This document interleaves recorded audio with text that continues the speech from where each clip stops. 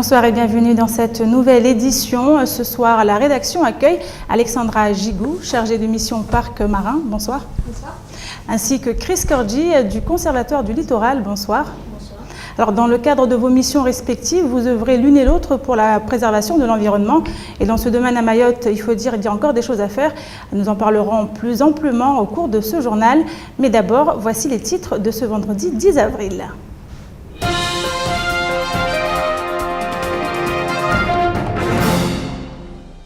Après plusieurs semaines de report, les chiffres de la sécurité 2014 ont été dévoilés cet après-midi par la préfecture. Explications et analyses dans ce journal. Des travaux de voirie sont en cours dans plusieurs quartiers de Mamoudzou. Bonne ou mauvaise nouvelle, les habitants sont partagés.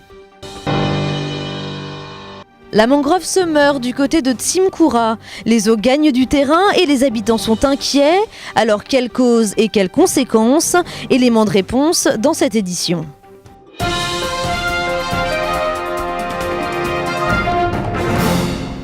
Où en est-on de la sécurité à Mayotte? Les chiffres tant attendus sont tombés cet après-midi. Le préfet, le procureur de la République et les différents corps de force de l'ordre étaient réunis pour commenter devant la presse les chiffres. Fait marquant, l'évolution globale de la délinquance a été moins marquée en 2014 qu'en 2013. Bien sûr, les mineurs restent en majorité mis en cause, mais le préfet Seymour Morsi et le procureur ont déployé une série de mesures pour développer la prévention. Explication Camille Leca et Leslie Vimné. Premier chiffre à retenir de ce bilan 2014, celui de la stabilisation des atteintes aux biens, plus 2,16%. Les cambriolages sont même en baisse, moins 9%. Mais il y a un revers à la médaille, celui de la forte augmentation des atteintes physiques, plus 24%. Elle représente un quart de la délinquance générale. Le procureur de la République, dans son introduction, s'est pourtant voulu rassurant. L'activité judiciaire est en hausse et les taux d'élucidation aussi. Le nombre de jugements rendus par le tribunal correctionnel a augmenté de 25%. On a eu une augmentation du nombre de faits qui ont été élucidés par les policiers et les gendarmes. Aujourd'hui, on a un taux d'élucidation qui est à peu près le même qu'au niveau national. Et la conséquence évidente, c'est que plus le nombre d'affaires est élucidé, plus le nombre de personnes que je peux envoyer devant le tribunal est important.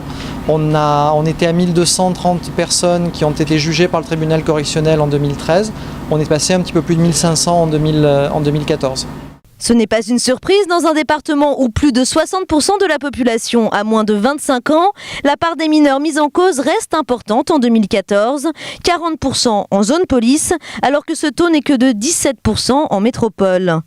Les structures d'accueil et de prise en charge manquent sur l'île pour la prévention de cette délinquance des mineurs. Le préfet en fait un axe de développement prioritaire pour 2015 et il compte sur une collaboration étroite avec la collectivité. Beaucoup reste à faire et je sais qu'on va pouvoir compter avec le Conseil général sur une action forte. C'était un des premiers propos du président du Conseil départemental, une action forte en faveur des objectifs de l'implication sociale du Conseil général. Je ne doute pas qu'on va y arriver et à ce moment-là, ce sera beaucoup plus simple parce qu'on aura une chaîne complète qui prendra le jeune dès sa naissance jusqu'au moment où il évitera d'être en état de délinquance. Il sera vers un emploi et ça, c'est l'essentiel. Enfin, pour sortir un peu des constats alarmistes sans pour autant banaliser, on peut comparer. Par exemple, dans le département des Hautes-Pyrénées, à population quasi équivalente, on comptabilise 37 faits de délinquance pour 1000 habitants. Ce chiffre est le même à Mayotte. Et pour ce qui est de la lutte contre l'immigration clandestine, les chiffres ont fortement augmenté avec près de 20 000 reconduites à la frontière en 2014 contre moins de 16 000 en 2013. Autre chiffre inquiétant à retenir, celui des violences intrafamiliales. Elles progressent de 38,24% et représentent 2/3 des infractions sexuelles constatées. Mais si le chiffre est en hausse par rapport en 2013, c'est aussi peut-être parce que le tabou se brise peu à peu. Le procureur de la République a réagi sur la question. On l'écoute au micro de Camille Leca. On sent un frémissement. On a un nombre de plaintes pour des violences intrafamiliales et des violences sexuelles qui augmente un petit peu. Mais je pense que par rapport aux moyennes nationales, on est encore loin du compte. Et je pense qu'il y a encore un facteur sociologique, un facteur traditionnel qui fait que les gens ne viennent pas déposer plainte pour ce qui se passe à l'intérieur des familles. alors que ce sont des faits qui sont en général des faits extrêmement graves avec des conséquences qui, à long terme, sont dévastatrices. Réforme territoriale, réforme des rythmes scolaires et réforme de la fiscalité locale, les 17 communes de Mayotte doivent aujourd'hui se confronter à de nombreuses nouveautés. Mais pour l'association des maires, les financements ne sont pas suffisants et elle demande une aide supplémentaire de l'État. Elle estime aujourd'hui que 158 millions d'euros sont nécessaires à moyen et long terme. Plus d'explications avec Camille Lecard. Les maires de Mayotte tirent la sonnette d'alarme. Mise en place des intercommunalités, des nouveaux rythmes scolaires, contribution aux services d'incendie et de secours ou encore collecte et gestion des déchets, les domaines de compétences des communes sont de plus en plus larges. Seulement, pour l'association des maires, elles n'ont pas les ressources nécessaires pour mener à bien tous les chantiers. L'avenir évolue, les missions évoluent, les compétences évoluent, mais le périmètre financier reste stable. Donc, pour anticiper, nous pensons qu'il faudrait déjà prévoir les moyens financiers qu'il faut pour qu'on puisse mettre en œuvre les réformes dans des bonnes conditions. Un budget global estimé à près de 158 millions d'euros, un coût calculé par les maires poste par poste. Pour commencer, les impôts locaux devraient servir d'appui aux 17 communes. Sur l'année 2014, elles vont récolter 7 millions d'euros pour la taxe foncière et la taxe d'habitation. Mais là encore, c'est trop peu selon le coordinateur de l'association des maires. Si on réussissait à recouvrer l'ensemble des impôts qui ont été programmés, je pense que ça passerait. Mais je venais de vous dire qu'il y a un plafonnement qui a été fait, ce qui n'est pas normal. Dans les autres départements ultramarins, il n'y a pas de plafonnement. Les maires de Mayotte attendent maintenant une réponse des services de l'État. Ils demandent notamment la modification de l'ordonnance de septembre 2013. Elle concerne le mode de répartition et d'encaissement des recettes fiscales issues de l'octroi de mer. Pour eux, il est indispensable que les plafonds fixés soient renégociés en tenant compte de la situation économique délicate du territoire. Au lendemain de la grève interprofessionnelle réunissant la majorité des syndicats de Mayotte, la suite s'organise. Si ce mouvement était porté par des revendications nationales, il faut maintenant recentrer la lutte sur les problématiques propres à Mayotte. Et pour Salim Naouda, seul l'État peut faire bouger les lignes et donc assumer ses responsabilités. On écoute ces explications au micro de Patrick Mian. C'est pas la faute à la population de Mayotte s'il n'y a pas eu d'évolution depuis 1841. Mayotte est française depuis 1841. Donc le retard, ce n'est pas les Mahorais qui sont responsables des retards. C'est l'État français qui a cumulé de plus en plus du retard. Aujourd'hui, on ne peut pas nous dire que vous voulez aller trop vite, il faut aller à une cadence qui sera choisie par Paris. Ce n'est pas Paris qui vit à Mayotte, ce sont les Mahorais qui vivent ici. C'est nous qui connaissons les problèmes. Donc effectivement, nous allons nous voir lundi en intersyndical. C'est toutes les organisations syndicales. Tous les syndicats sont représentés. Tous les syndicats de Mayotte, toutes les organisations syndicales seront là et nous allons voir ensemble l'ensemble des revendications qui concernent le public et le privé et nous allons voir comment nous allons nous organiser pour que ce rapport de force qui sera créé sera entendu. Le projet d'aménagement des voiries entamé par la mairie de Mamoudzou suit son cours. Aujourd'hui, ce sont plusieurs bangas qui en font les frais. Construits sur des parcelles de terrain communaux, ils ont été démolis sous le regard bouleversé de ceux qui y vivaient. Les précisions de Shakila Youssouf, Fred Souleymana.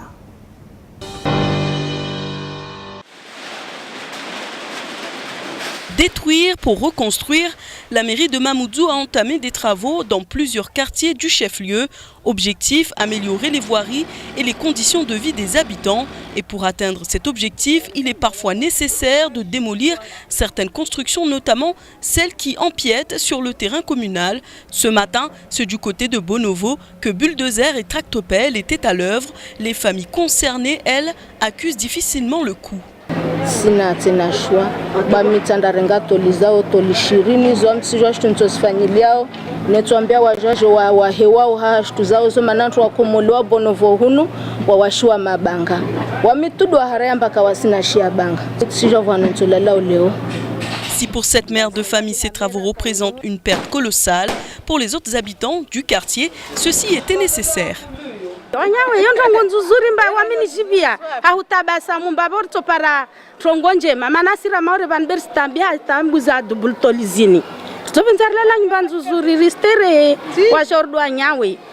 Des travaux d'envergure qui interviennent dans le cadre du projet d'aménagement entamé par l'ancienne majorité, un projet qui se décline en plusieurs phases, comme nous l'explique la nouvelle équipe municipale. Il y a 3 phases, hein. C'est une hiérarchie de Bonovo en 3 phases. Là, nous sommes dans la première phase, mais la tranche conditionnelle, c'est-à-dire traiter tout ce qui se trouve en face de l'école, notamment les escaliers, notamment apporter un peu de voirie, le traitement des eaux usées, des eaux pluviales, et aussi un passage piéton, et surtout, régulariser l'eau foncier. Avant même de commencer les travaux, il y a eu plusieurs visites de chantier. En fait, je me suis rendu 2 fois sur le terrain. Nous avons discuté avec les propriétaires, maison par maison. Hein. On leur a indiqué là où... Parce qu'en fait, on a besoin de quelques mètres. Hein. On n'est pas là pour décaser. Les travaux sont estimés à plus de 16 000 € pour les murs de soutènement de Bonovo et 30 000 € pour les cheminements piétons.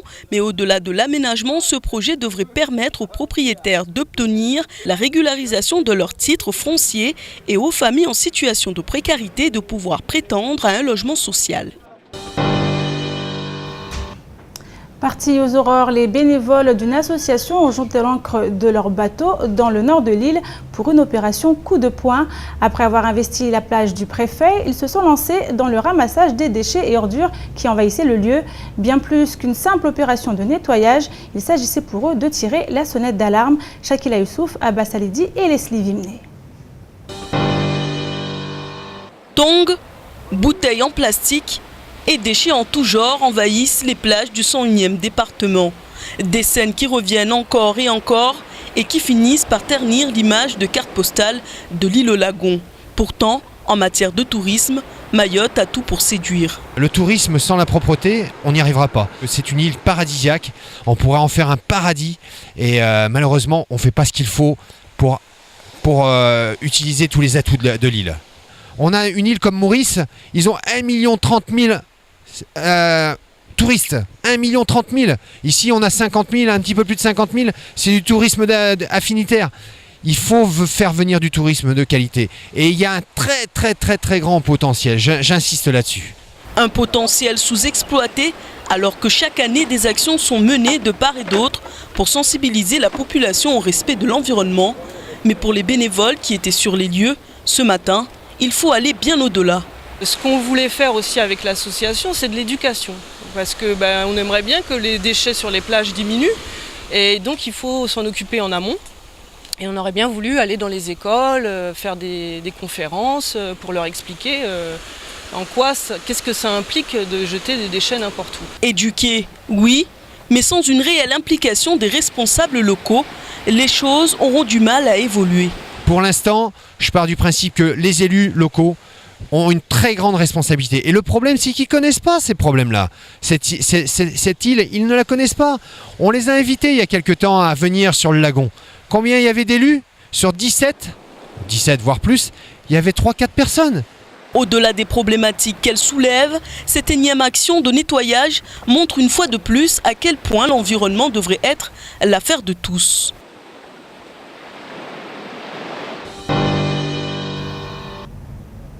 Alors Alexandra, vous qui êtes chargée de mission au Parc Marin, on voit que c'est une énième opération de nettoyage à Mayotte et pourtant les choses restent les mêmes.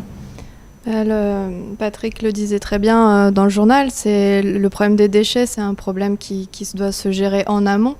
Effectivement, il y a beaucoup de volonté, les équipes des organismes, les associations, etc. se mobilisent pour effectuer des ramassages, mais tant qu'on n'aura pas réglé le problème de gestion des déchets à terre, on aura toujours des déchets sur les plages qui dévalorisent l'image de l'île. Alors Chris, je m'adresse à vous qui êtes du Conservatoire du littoral. Est-ce qu'il y a à Mayotte des sites protégés et dans lesquels vous menez des actions particulières bien ciblées ? Alors, si vous voulez faire référence au reportage précédent, oui, naturellement, bien entendu, le Conservatoire a un certain nombre sites qu'ils protègent donc, mais qui sont confiés en gestion au Conseil général de Mayotte.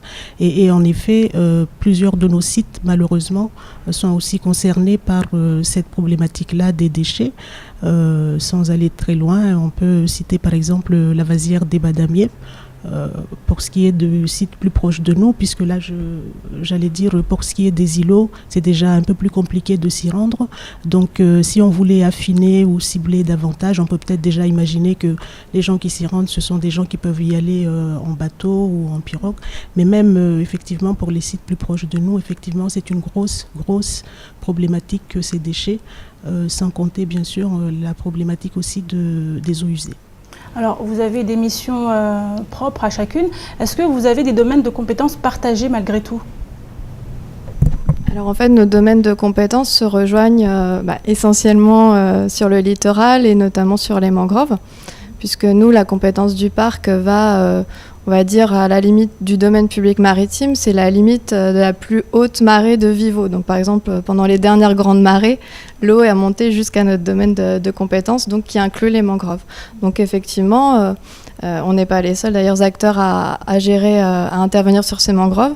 Et là-dessus, on a moyen de mutualiser nos interventions, nos moyens, pour justement faire avancer les choses et progresser la progression et favoriser la protection de ce milieu. Alors, on a beaucoup parlé d'éducation. Qu'est-ce que vous faites très exactement en cette matière? Quels moyens employez-vous pour pouvoir justement faire passer le message? Alors, au niveau du parc marin, on a des animateurs qui interviennent régulièrement dans les classes auprès des scolaires.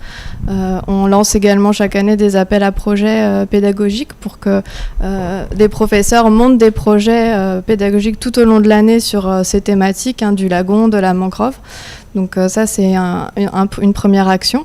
Et ensuite, on a aussi des équipes de terrain qui vont régulièrement sur le lagon et qui sensibilisent les usagers à toutes ces thématiques. Et on fait également des formations, notamment à l'école maritime, pour, dans le cadre des formations des futurs marins, on va dire, leur enseigner, déjà leur inculquer les bonnes pratiques vis-à-vis de ces milieux. Alors, on voit que c'est un problème qui tend à se multiplier, à s'accentuer au fil des années. Est-ce qu'il ne faudrait pas revoir notamment les habitudes de consommation des Mahorais à l'heure d'aujourd'hui?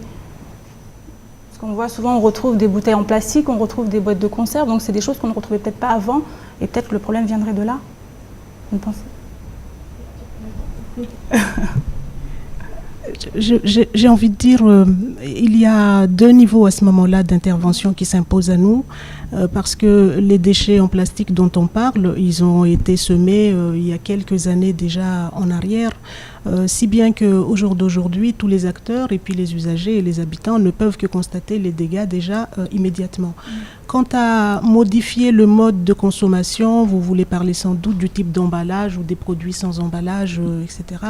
Peut-être la communication là-dessus. Certes, c'est une piste intéressante, mais qui dépasse très largement le champ de compétences qui est le nôtre. Mais pour autant, je crois que notre mobilisation et nos inquiétudes, effectivement, c'est déjà immédiatement, là, au jour d'aujourd'hui, les problèmes qui se posent, les déchets qui s'amoncellent, quand on sait que les campagnes de prévention, on les connaît, elles sont vieilles à Mayotte d'au moins une vingtaine d'années et encore peut-être avant. Et force est de constater qu'effectivement, au jour d'aujourd'hui, on en est encore au même niveau, c'est-à-dire effectivement la gestion des déchets malheureusement, et puis l'accompagnement et la sensibilisation des populations. Mais pour ne pas trop prendre de temps, j'ai envie de dire que la problématique des déchets, la problématique des eaux usées, l'assainissement, etc., elle remonte aussi en amont, si vous voulez, à la question de l'habitat d'une façon générale. Parce que d'où viennent ces déchets et même les apports terrigènes qu'on retrouve dans le lagon, ainsi de suite. Mais bon, c'est peut-être un autre sujet et on s'écarterait bien du sujet de la mangrove, donc je vous laisse revenir. Alors, on reste dans le chapitre environnement. De Timkoura à Pourouani, la mangrove, justement, se meurt avec pour conséquence directe la montée des eaux. Et chaque année, celle-ci gagne du terrain et menace les habitations qui se trouvent à proximité. Excédés par la situation, les habitants en appellent aux autorités pour trouver une solution. Reportage Shakila Youssouf et Fred Souleymana. Il y a 3 ans passés, la terre était là. Là maintenant, vous voyez, là où elle est. Donc dans 3 ans en plus, où est-ce qu'elle sera? En 7 ans, 10 mètres de glissement de terrain ont été constatés. La mangrove ne retient plus les eaux. Chaque année, le phénomène s'accélère et les habitants risquent de tout perdre. Ici, le spectacle est à la hauteur de leurs craintes. L'eau est arrivée à la hauteur de ces cocotiers qui menacent aujourd'hui de tomber. Ça, c'est un pied coco. Maintenant, 3 ans passés, la terre était là. Voici les racines de pieds de coco. Et ça continue. Je suis sûr que ça va partir, ça. Et jusqu'à quand on va nous laisser comme ça? Dans cet espace naturel indispensable pour l'écosystème, il ne reste plus que des racines de mangroves et quelques cocotiers. Personne ne sait jusqu'où l'eau continuera de monter, mais les résidents de la zone ne comptent pas quitter les lieux aussi facilement. Ils s'accrochent à leur terrain et espèrent qu'une solution sera vite trouvée. Dans 3 ans, on a déjà combien? On a à peu près 8 mètres qui sont partis. Filme-moi là-bas et tu vas voir. Et voici maintenant la mer qui nous prend doucement, doucement. Et vous voyez les maisons qui sont là. Bientôt, ils vont s'en aller. Si la mangrove se meurt aujourd'hui, c'est essentiellement à cause de la pollution. Déchets plastiques et ménagères ont envahi l'espace, l'empêchant ainsi de bien se développer. Sur toute la côte sud de l'île de Timkoura à Poroani, le constat est le même. Selon les habitants, les autorités ne s'intéressent pas assez aux problèmes. Ils les appellent à prendre leurs responsabilités rapidement. Alors on le voit, la mangrove se meurt de Poroani, de Timkoura à Poroani. C'est un phénomène on pouvait prévoir cela? Alors effectivement, on se rend compte de ce phénomène depuis les années 1950. Cette mangrove justement fait partie des mangroves du sud et de l'ouest qui régressent depuis 1950. Elle a perdu environ 8% de sa superficie. Ça s'explique, c'est un petit peu plus compliqué que seulement par la présence des déchets, mais ça s'explique par le fait qu'effectivement, on a fait beaucoup d'aménagements, notamment depuis les années 80, donc des routes en amont, etc. Et la mangrove, en fait, elle a un équilibre entre ce qui provient de la terre et les apports de sable qui viennent de la mer. Et quand on construit en amont, on change cet équilibre puisqu'on change les apports qui viennent de la terre ou de la mer et ça change les courants et ça change tout ça. Ce qui fait que la mer, effectivement, grignote de plus en plus cette mangrove. Et là, on voit sur les images que cette mangrove se déchausse. Et effectivement, c'est quelque chose qu'on peut prévoir et que les autorités peuvent prévoir, ces problèmes que le monsieur souligne, notamment les habitations qui sont proches. Normalement, on ne devrait pas construire sur le domaine public maritime et surtout pas construire sur les mangroves ou arrière-mangroves. Donc la seule solution à terme, puisqu'on sait qu'avec les changements climatiques, il va y avoir une montée des eaux, de toute façon, toute cette zone-là sera forcément dans l'eau à un moment donné. Et la mangrove, c'est vrai, est importante pour justement retenir le plus possible la terre, protéger la terre de l'avancée de la mer. Et si on la détruit, si on la pollue, effectivement, on met en danger la mangrove et on met en danger les habitants qui vivent sur l'île. Alors, il est impossible aujourd'hui de rectifier le tir, vous le dites? Rectifier le tir, généralement, dans l'environnement, effectivement, c'est rarement possible parce que la nature a vraiment ces mécanismes que l'homme ne peut pas vraiment reproduire. Si une mangrove dépérit, on aura beau essayer de la replanter à cet endroit, généralement, elle ne reprendra pas. C'est pour des bonnes raisons qu'elle dépérit, parce qu'un arbre de mangrove, normalement, pousse assez bien. Enfin, donc, s'il a matière à se développer, il se développera. Donc s'il le fait pas, si la mangrove ne se développe plus, l'homme n'arrivera pas à pallier à ça.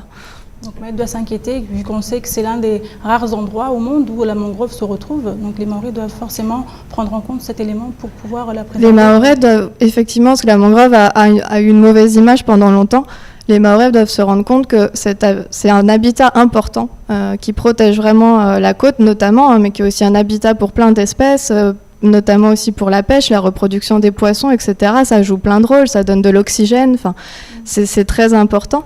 Et notamment comme ça, dans un contexte sur une île, on doit vraiment essayer de protéger ces éléments qui nous permettent aussi à nous, humains, de pouvoir vivre et de ne pas justement avoir ce genre de catastrophe, quoi.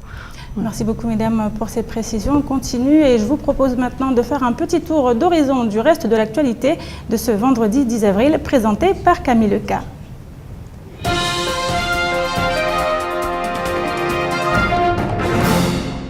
La revalorisation du SMIC mahorais semble en bonne voie. Une réunion s'est tenue mercredi entre l'association des organismes de formation de Mayotte, le président du Conseil économique et social, ainsi que le sénateur Tani Mohamed Swalihi. Ils ont été reçus au ministère du Travail. Première avancée, l'engagement pris par le ministère d'aligner la rémunération des stagiaires de la formation professionnelle en fonction de l'évolution du SMIC. Deuxième avancée, très attendue des Mahorais, la mise en place d'une commission interministérielle qui aura pour mission de faire appliquer le droit commun. Les différences entre SMIC de droit commun et SMIC appliqué à Mayotte pourraient donc enfin disparaître. Pour rappel, au 1er janvier 2015, le SMIC mahorais est fixé à 1 226 € brut mensuels, alors que le SMIC métropolitain s'élève lui à 1 457 €. Détection des sportifs de demain avec le lancement du concours Jeunes Talents Mahorais 2015. La sélection finale des nouveaux talents aura lieu le 10 et 11 avril prochain sous l'égide de la direction de la jeunesse et des sports et des responsables techniques régionaux des espoirs de la Réunion. Football, basket, handball, rugby et judo sont les disciplines représentées. Au programme, tests techniques mais aussi examen des résultats scolaires des candidats. Depuis le début de l'année, des présélections ont été conduites auprès de 1000 jeunes nés entre 2001 et 2002. Mais en fin de course, il n'en restera que 5, âgés de 13 et 14 ans. Ils rejoindront ainsi 8 de leurs homologues, 6 à La Réunion et 2 en métropole. Après 840 heures de cours pratiques et théoriques répartis sur 5 mois, les 16 premiers agents de déchetterie viennent d'être diplômés aujourd'hui. Des diplômes remis par le laboratoire de développement durable Incidence. Les jeunes formés ont été orientés par le Pôle emploi ou sont des volontaires du bataillon du service militaire adapté de Combani. Au cours de leur formation, ils ont effectué plusieurs stages, notamment chez Enzo Recyclage, au sein du CHM ou encore du Conseil général. Grâce à leur diplôme, les 16 jeunes vont bénéficier d'un contrat de professionnalisation au sein de 2 entreprises du groupe GDF Suez en métropole. Toutes les conditions sont donc réunies pour que ces premiers agents mahorais de déchetterie soient bien formés.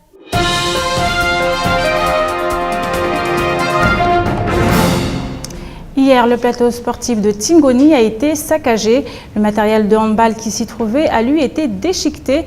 Devant de tels actes d'incivilité, le maire a décidé de saisir la justice en portant plainte contre X. Les faits seraient dus à une querelle engendrée suite au match opposant Combani à Aqua. Reportage Shakila Youssouf et Nourdine Abdourahim. Un plateau sportif saccagé, des poteaux arrachés, des ballons de handball déchiquetés. C'est le triste constat auquel ont assisté le maire de Tingoni et la gendarmerie hier après-midi. Les dégâts matériels sont conséquents et la situation alarmante pour le coach de l'équipe de handball de la commune. On est dans une commune et tout le monde est contribuable dans la commune.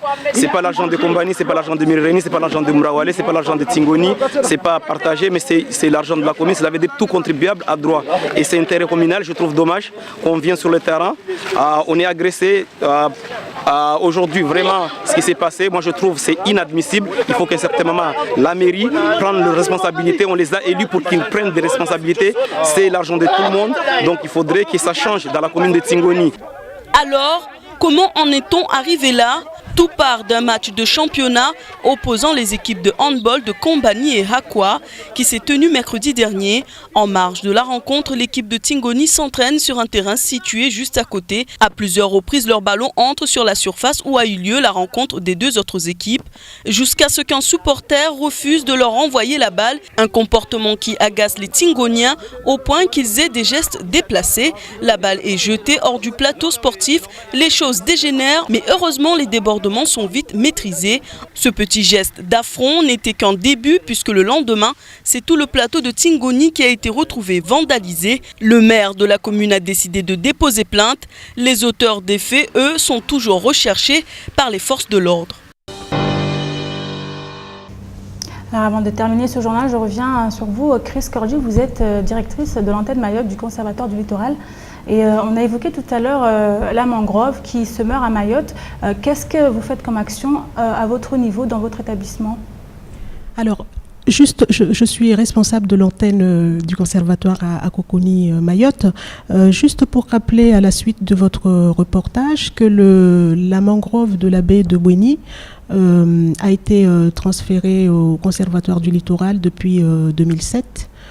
Donc 249 exactement hectares aujourd'hui, puisqu'entre-temps, il y a encore quelques bouts de mangrove qui viennent de nous être transférés là en 2015. Ce qu'il faut dire, c'est que pourquoi elles ont été transférées au conservatoire, c'est d'abord par rapport à ce qu'elles représentent comme enjeu. C'est vrai que c'est une vraie interface terre-mer, comme le disait Alexandra tout à l'heure, et c'est la raison pour laquelle d'ailleurs on est ensemble et on travaille sur des partenariats pour essayer d'améliorer les choses. Et sur donc la mangrove de Bouéni, j'ai envie de dire aussi en même temps que c'est pas, la mangrove n'a rien à voir effectivement avec les dégâts que nous avons vus là. C'est au-delà des effets du changement climatique qui nous concerne bien, puisqu'on en voit au jour le jour les effets. C'est aussi que les habitations ne se trouvent pas à leur place.